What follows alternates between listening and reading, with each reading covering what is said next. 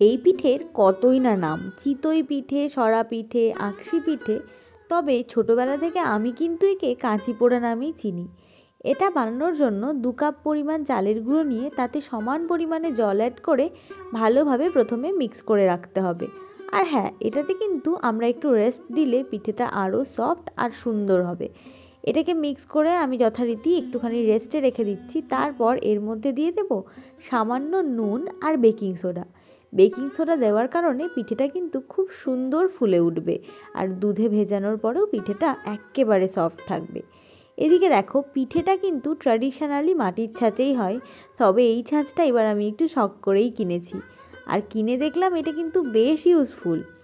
এদিকে আমি পিঠের ব্যাটারটা একটু একটু করে ছাঁচে ঢেলে দিচ্ছি, আর একটুখানি কিন্তু স্পেস রাখতে হবে, পুরোটা ভরলে পিঠেটা ফোলার স্পেসটা পাবে না।